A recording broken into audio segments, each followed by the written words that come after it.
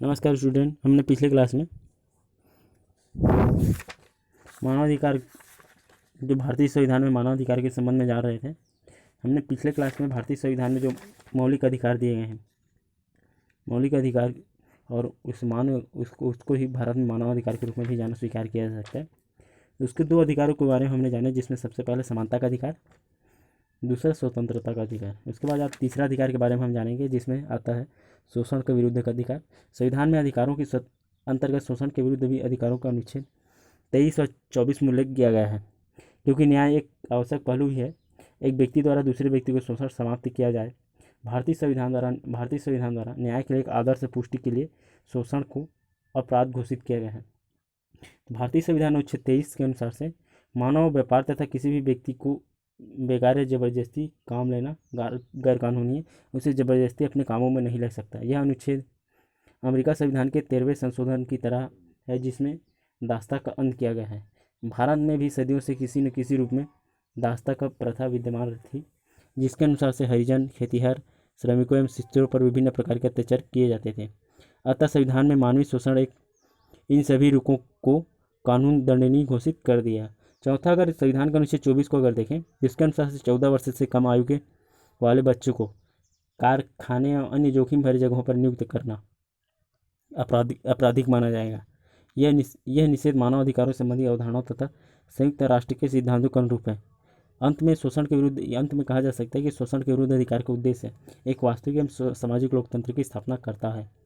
ये होगा शोषण के विरुद्ध अधिकार। उसके बाद आता है जो अगला अधिकार है, जो भारत में मानव को अपने विकास करने के लिए, अपने व्यक्तिगत विकास के लिए क्या क्या है जो अधिकार दिया गया है, वो धार्मिक और स्वतंत्रता का अधिकार है।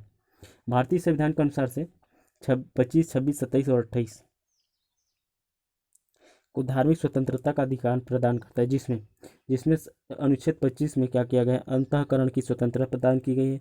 अनुच्छेद 25 के अनुसार से सभी व्यक्तियों को अंतःकरण की स्वतंत्रता तथा कोई भी धर्म स्वीकार करने या उसका प्रचार करने का अधिकार प्रदान किया गया है। अनुच्छेद 26 उसे धार्मिक मामलों के प्रबंध करने का स्वतंत्रता स्पष्ट की गई है।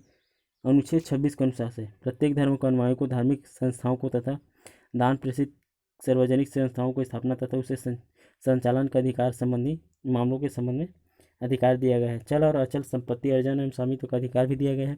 उक्त संपत्ति का विधि के अनुसार से संचालन करने का अधिकार दिया गया है। न्यायालय के अनुसार से धार्मिक संस्थाओं को संपत्ति के प्रशासन को विधि द्वारा विनियमित किया गया जा सकता है, किंतु उस प्रशासन के अधिकार को पूरी तरीके से छीना नहीं जा सकता। रतिलाल बनाम बम्बई राज्य 1954, रामानुज बनाम तमिलनाडु राज्य 1961, स्वरूप बनाम पंजाब सरकार 1959, नरेंद्र बनाम गुजरात राज्य 1974, राम बनाम पंजाब 1981। इन सभी मामलों के आधार पर देखें तो कुछ संपत्ति के संबंध में बात किया गया है।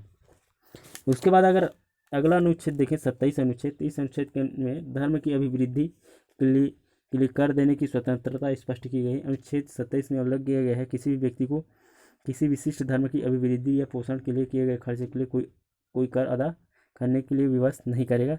संविधान किसी भी विशेष धर्म पर कोई किए जाने वाले व्यय को कर से मुक्त करता है। लेकिन यदि राज्य किसी धार्मिक संप्रदाय के लिए कोई कार्य करता है तो कर और शुल्क में अंतर होगा। राज्य बिना किसी सेवा के कर वसूलता है, जबकि सेवा करने का कारण राज्य शुल्क को क्या करता है, वसूलता है। अगर संविधान के अनुच्छेद 28 देखें, अनुच्छेद 28 के अनुसार से राज्य को मान्यता प्राप्त है। राज्य विधि निधि से सहायता पाने वाली शिक्षण संस्था में उपस्थित होने वाले व्यक्ति को ऐसी संस्था में दी जाने वाली धार्मिक शिक्षा के लिए भाग लेने के लिए उसकी या उसके संरक्षण की सहमति के बिना बाध्य नहीं किया जा सकता। अर्थात राज्य के स्वामित्व की शिक्षा संस्था में धार्मिक शिक्षाता पूरी तरीके से निषिद्ध है।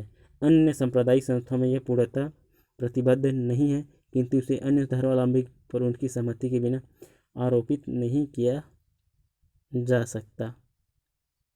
इस प्रकार संविधान के अनुसार से धार्मिक स्वतंत्रता का अधिकार प्रदान किया गया है। उसके बाद आता है जो अगला जो अधिकार दिया गया है भारत में मानव विकास के लिए, व्यक्ति के विकास के लिए संस्कृति और शिक्षा संबंधी विचार अधिकार दिए गए हैं। भारत के संविधान अनुच्छेद 29 में संस्कृति और शिक्षा संबंधी अधिकारों को उल्लेख किया गया है।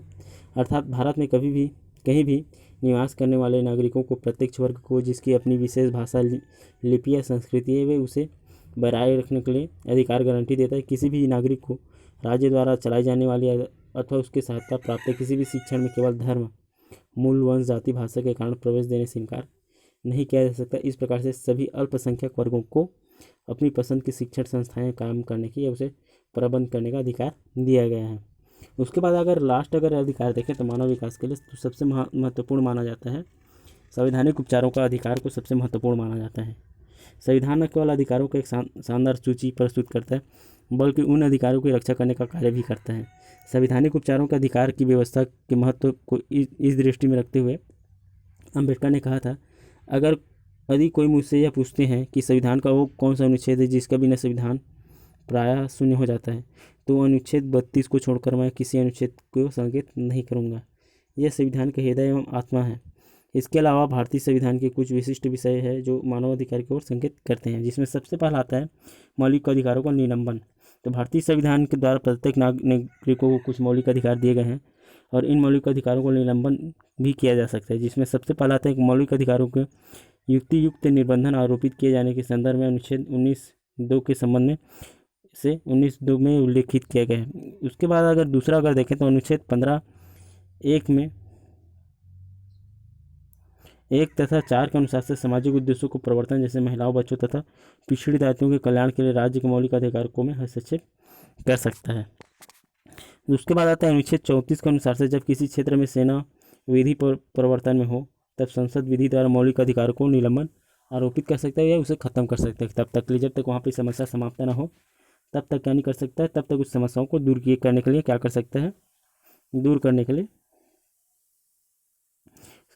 मौलिक अधिकारों को खत्म कर सकते हैं। अगला आता है जब देश में अनुच्छेद 352 के अधीन राष्ट्रीय आपातकाल की घोषणा की जाती है तब अनुच्छेद 19 द्वारा प्रदत्त मौलिक अधिकारों को स्वतः निलंबन हो जाता है और राष्ट्रपति अधिसूचना जारी करके अन्य मूल अधिकारों को समाप्त कर सकता है। कहने का मतलब ये है कि जो भारत में जो जितने भी मौलिक अधिकार दिए गए हैं वो सभी मौलिक अधिकार राज्य के निर्णय पर आधारित है। अगर राज्य चाहे तो उन सभी मूल अधिकारों को एक विकट परिस्थिति के समय में क्या कर सकते हैं, खत्म कर सकते हैं।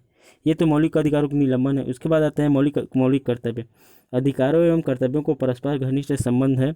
अधिकारों का अभिप्राय है कि मनुष्य को जो स्वतंत्रता प्राप्त होनी चाहिए, जबकि कर्तव्यों का अर्थ है कि समाज के व्यक्ति के ऊपर कुछ ऋण है। समाज का उद्देश्य किसी भी व्यक्ति का विकास ना हो, सभी मनुष्यों को व्यक्तित्व का समुचित विकास हो। इसलिए प्रत्येक व्यक्ति के अधिकार के साथ साथ कुछ कर्तव्य जुड़े हुए हैं और भारतीय संविधान में कर्तव्यों के संबंध में कुछ बातें कही गई है, जिसमें सबसे पहला कर्तव्य के संबंध में बात यह कही गई है कि भारत में प्रत्येक नागरिक का कर्तव्य होगा कि संविधान का पालन करे और उसके आदर्शों संस्थाओं, राष्ट्रध्वज एवं राष्ट्रगान का आदर करें। भारत की संप्रभुता, एकता और अखंडता की रक्षा करना प्रत्येक नागरिक का परम कर्तव्य होगा। भारत में धार्मिक, भाषाई, प्रादेशिक और वर्गीय विभिन्नता के मौजूद है, इसलिए विभिन्न समुदायों के बीच सामंजस्य और भ्रातृत्व बनाए रखना प्रत्येक नागरिक का दायित्व है। प्रकृति पर्यावरण की, जिसके अंतर्गत वन, झील आदि वन्य जीव है, रक्षा उसका समाधान करें। नागरिकों का कर्तव्य है कि वह सार्वजनिक संपत्ति की रक्षा करें और हिंसा से दूर रहे।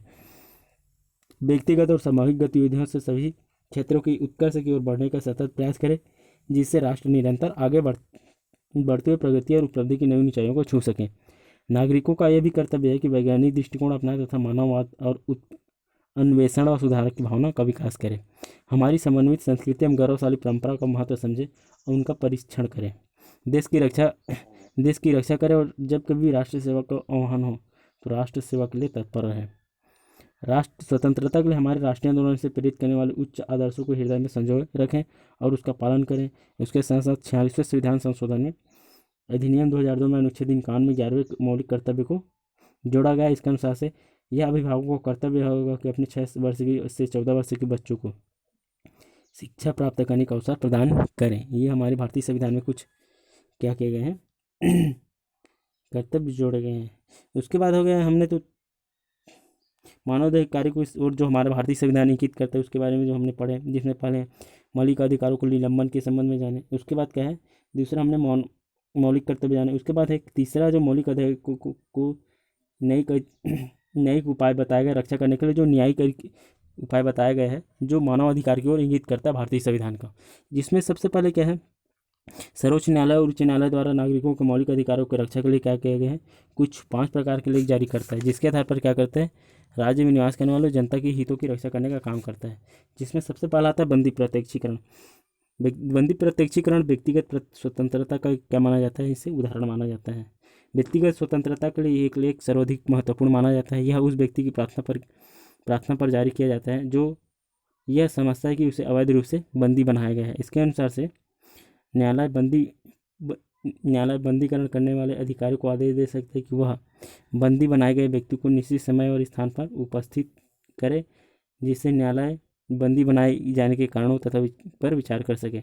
इस प्रकार अनुचित एवं गैर कानूनी रूप से बंदी बनाए गए व्यक्ति को बंदी प्रत्यक्षीकरण के लिए लेख के अनुसार से आधार पर स्वतंत्रता प्राप्त कर सकते हैं। कहने का मतलब ये है कि भारत में किसी भी व्यक्ति को किसी अपराध के लिए अगर पकड़ा जाता है तो उसे क्या किया जाता है, अगर उसे बंदी बनाया जाता है तो उसे 24 घंटे के अंतर्गत उसे न्यायालय के सामने सब क्या करके प्रस्तुत करके उसके अपराध के बारे में न्यायालय को जानकारी देना आवश्यक होता है। अगर 24 घंटे तक अगर वो जानकारी अगर वहाँ पर नहीं पहुँचा पाता या न्यायालय को बता नहीं पाता कि उसके द्वारा कौन से अपराध किए गए हैं, तो फिर क्या माना जाता है, उस अपराध को कोरा माना जाता है या गलत माना जाता है, या जिस व्यक्ति को उसको क्या किया गया, जिस विषय पर उसे पकड़ा गया है उस विषय को गलत मानकर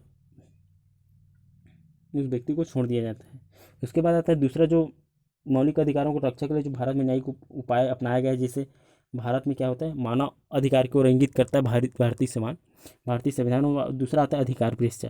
अधिकार पृष्ठ कहने का मतलब ये है कि जब कोई व्यक्ति ऐसे पदाधिकारी के रूप में काम करने लगता है जिसके रूप में कार्य करने के उसे वैधानिक रूप से अधिकार नहीं है, तो न्यायालय अधिकार पृष्ठ के आदेश द्वारा उस व्यक्ति से पूछता है कि वो किस आधार पर इस बात पर कार्य कर रहा है, और जब तो इस प्रश्न का संतोषजनक उत्तर नहीं देता वह कार्य नहीं कर सकता। कहने का मतलब ये है कोई व्यक्ति को किसी एक काम के लिए नियुक्त किया गया है सरकार द्वारा, मगर वो क्या करता है, वो व्यक्ति अपने क्षेत्र से बाहर जाकर क्या करता है, काम करता है, किसी भी काम को करता है, तो न्यायालय क्या कर सकता है, उसे पत्र व्यवहार के माध्यम से उसे जानकारी प्राप्त करेगा कि आपके द्वारा जो किया गया जो कार्य है वो किस आधार पर, ऐसा कौन से कारण है या कौन से पद के कारण इस कार्य को किया जा रहा है, इसके संबंध में जानकारी प्राप्त कर सकता है। उसके बाद आता है उत्प्रेक्षण या आज्ञा पत्र। अधिकांशतः किसी विवाद को निम्न न्यायालय से उच्च न्यायालय में भेजने के लिए किया जाता है, जिसमें वो अपने शक्ति के अधिकारों का उपयोग कर न करे और अपनी शक्ति का दुरुपयोग करते हुए न्यायालय की प्रकृति सिद्धांत को न भरे। कहने का मतलब ये है कि इसमें क्या किया जाता है, यह आज्ञा पत्र अधिकांश क्या किया जाता है, विवाद को निम्न न्यायालय से उच्च न्यायालय में भेजने के लिए जारी किया जाता है। कई बार क्या होता है जो छोटे न्यायालय है किसी केस को सही तरीके से क्या हैंडल नहीं कर पा रहा होता है, उसका सही तरीके से प्रबंधन नहीं कर पा रहा होता है, तो उच्च न्यायालय क्या करता है, जो बड़े जो न्यायालय होते हैं उसको बड़े न्यायालय में जो छोटे न्यायालय को क्या करता है, आदेशित करता है कि उसे बड़े न्यायालय भेजा जाए ताकि उसका सही तरीके से प्रबंधन किया जा सके। उसके बाद आता है अगला जो अधिकार है प्रतिषेध। तो यह आज्ञा पत्र सर्वोच्च न्यायालय तथा उच्च न्यायालयों द्वारा निम्न न्यायालयों को तथा अर्ध न्यायिक न्यायाधिकारियों को जारी किया जाता है तथा आदेश दिया जाता है कि इस मामले में अपने यहाँ कार्रवाई न करे क्योंकि यह मामला उसके अधिकार क्षेत्र से बाहर है। इसके बाद आता है परमादेश लेख उस समय जारी किया जाता है जब कोई पदाधिकारी अपने सार्वजनिक कर्तव्य को निर्वाह नहीं करता। इस प्रकार से आज्ञा पत्र के आधार पर उस पदाधिकारी को उसके पीछे कर्तव्य पालन करने का आदेश जारी किया जाता है। व्यक्तियों के द्वारा साधारण परिस्थितियों में ही न्यायालयों की शरण लेकर अपने मौलिक अधिकारों की रक्षा की जाती है, लेकिन युद्ध, बाहरी आक्रमण, सशस्त्र विद्रोही परिस्थितियों जैसे राष्ट्रपति के संकट काल की घोषणा कर दी जाती है, तो मौलिक अधिकारों की रक्षा के लिए कोई भी व्यक्ति किसी न्यायालय से प्रार्थना नहीं कर सकेगा। इस प्रकार संकट के समय में नागरिकों के मौलिक अधिकारों को स्थगित कर दिया जाता है। उसके बाद अगर भारतीय संविधान में अगला मानव अधिकार की जो चीज़ें देखें तो वो जनहित याचिका है। भारतीय संविधान में क्या किया गया है, परंपरागत रूप से मौलिक अधिकारों को लागू करने के लिए पीड़ित पक्ष अथवा जिस पक्ष को मौलिक अधिकारों का हनन हुआ है उसके लिए न्यायालय के सामने क्या माना जाता था, उसके द्वारा वही क्या है, न्यायालय में वाद या क्या है, तर्क क्या है, उसके संबंध में क्या है, याचिका दायर करने का उत्तरदायित्व माना जाता था। किंतु आज वर्तमान समय में क्या है, हाल फिलहाल के वर्षों में इस विधि का विकास हुआ है जिसमें अगर कोई व्यक्ति पीड़ित है किसी पक्ष से, अगर वो व्यक्ति के काबिल नहीं है और उनको लगता नहीं कि मैं नहीं कर पाऊँगा, तो क्या कर सकता है, कोई दूसरा व्यक्ति या तीसरा पक्ष है क्या है, जनहित में याचिका डाल सकते हैं उनके अधिकारों की रक्षा करने के लिए। कहने का मतलब ये है कि दो पक्षों के मध्य क्या हो, किसी विषय पर विवाद हो रहा है, किसी एक व्यक्ति का क्या हो रहा है, अधिकारों को हनन हो रहा है, मगर जो पीड़ित पक्ष है वो न्यायालय तक नहीं पहुंच पाता, कोई बहुत सारे कारण रहे होंगे, तो क्या कर सकता है, वो जो तीसरा पक्ष है जो बाहर से देख रहा है वो क्या कर सकता है, जो देख रहा है वो भी जनहित याचिका के माध्यम से क्या कर सकता है, उस समस्या के बारे में न्यायालय को अवगत करा सकता है। और इसके बारे में क्या कर सकता है, कानून गोपनीयता बनाकर भी रखती है कि जिसके द्वारा क्या किया जाता है उसके संबंध में जनहित याचिका डाली जाती है। तो इसके आधार पर आज वर्तमान समय में क्या है, जो मानवाधिकार को जो हनन है वो क्या भी क्या है, कम होते जा रहा है। उसके संबंध में उसके बाद आता है जो अगला जो मानवाधिकारों को इंगित करता है भारतीय संविधान में, वो आता है नीति निर्देशक तत्व और मौलिक अधिकार। संविधान की दो प्रमुख व्यवस्था मूल अधिकार एवं नीति निर्देशक तत्व के महत्व के संबंध में स्थिति निरंतर परिवर्तित होती रहती है। 42वें संविधान संशोधन में 1976 में पूर्व वैधानिक दृष्टि से नीति निर्देशक तत्वों को मूल अधिकारों की अपेक्षा गौण स्थिति में प्राप्त की थी। इन दोनों के पारस्परिक विरोध की स्थिति में मूल अधिकारों के प्रभावी होते थे, लेकिन 42वें संविधान संशोधन में द्वारा मूल अधिकारों की तुलना नीति निर्देशक तत्वों को प्रमुखता प्रदान की गई। और इस संविधान संशोधन की धारा 4 के आधार पर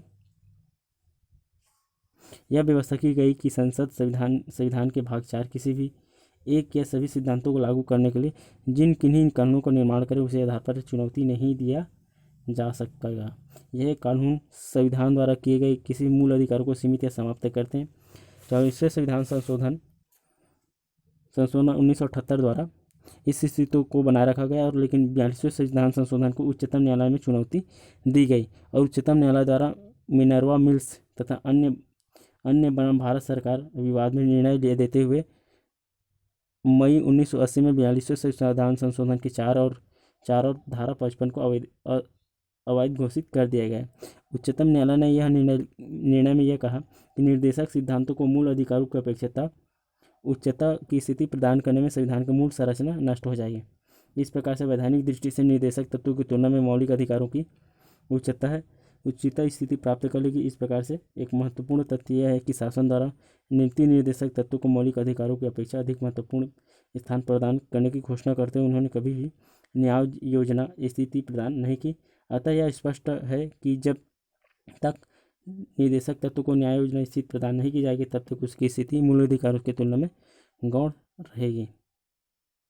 उसके बाद ये है कि जो नीति निर्देशक तत्व है, तो भारतीय संविधान के धारा 38 से 51 तक राज्य नीति निर्देशक तत्वों के बारे में वर्णन किया गया है।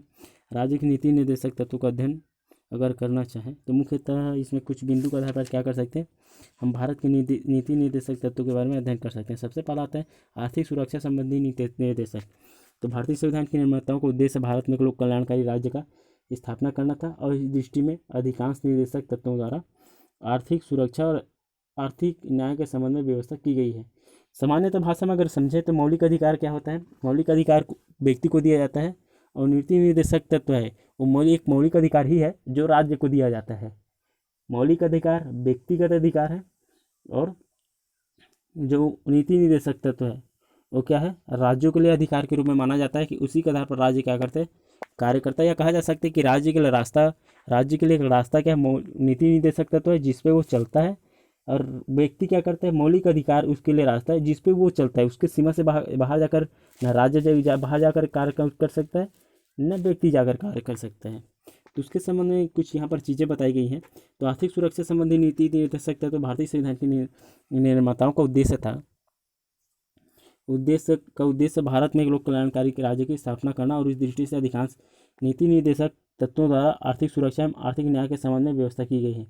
उसके संबंध में सबसे पहले अगर देखें तो राज्य प्रत्येक स्त्री एवं पुरुष को समान रूप से जीविका के साधन प्राप्त करने प्रयत्न करेगा। राज्य श्रमिकों को पुरुषों एवं स्त्रियों को स्वस्थ एवं शक्ति एवं बालकों की सुकुमार अवस्था का दुरुपयोग न होने देंगे। राज्य अपने आर्थिक साधनों के अनुरूप और विकास की सीमाएं के भीतर ही प्रयास करेगा वे अपने सभी नागरिकों की आवश्यकता के अनुसार से रोजगार पा सकेंगे। राज्य का कर्तव्य होगा कि गांव में व्यक्तिगत अथवा सहकारी आधार पर कुटीर उद्योग को प्रोत्साहन देना। राज्य को प्रयत्न करेगा कि व्यक्ति को अपनी मूल आवश्यकताओं को, तो इस आधार पर क्या किया गया है, भारतीय आर्थिक सुरक्षा संबंधी नीति निर्देशक प्रदान किए गए हैं। उसके साथ साथ भारत में न्याय शिक्षा प्रजातंत्र के संबंध में भी नीति निर्देशक प्रदान किए गए हैं, निर्देशक तथा प्रदान किए हैं, जिसमें भारत में सुगम एवं सुलभ न्याय व्यवस्था की शिक्षा प्रचार एवं प्रसार प्रजातंत्र की भावना का विकास के लिए भी कुछ निर्देशक तत्वों का वर्णन किया गया है। जिसमें से सबसे पहले अगर देखें तो न्याय की प्राप्ति हेतु राज्य सभी नागरिकों के लिए समान कानून बनाएगा। शिक्षा के संबंध में प्रस्तावित किया गया है कि सभी संविधान के लागू होने के 10 वर्ष के समयावधि में राज्य 10 वर्ष तक बच्चे को निःशुल्क शिक्षा, अनिवार्य शिक्षा प्रदान करने की व्यवस्था करेगी।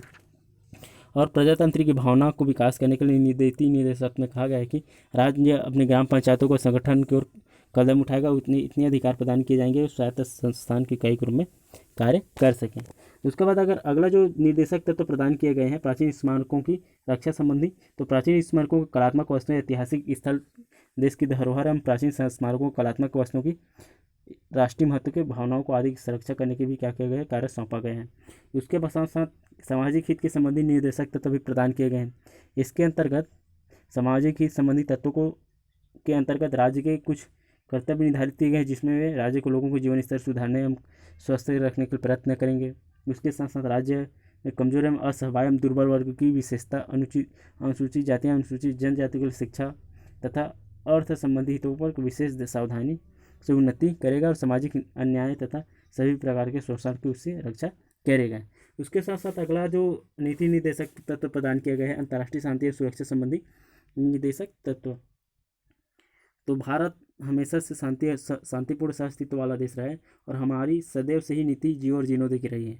हमारी संविधान में अंतिम निर्देशक तत्व में भी इसी बात को अपनाते हुए कुछ चीज़ें बताई गई, जिसमें सबसे पहला कहा गया अंतर्राष्ट्रीय शांति और सुरक्षा में वृद्धि, राष्ट्रों के बीच न्याय तथा सम्मानपूर्वक संबंध स्थापित करना, राष्ट्रों के आपसी व्यवहार के अंतर्राष्ट्रीय कानून एवं संधियों के प्रति आदर का भाव बढ़ाना, अंतर्राष्ट्रीय झगड़ों में मध्यस्थता या सुलझाए के लिए प्रोत्साहित करना।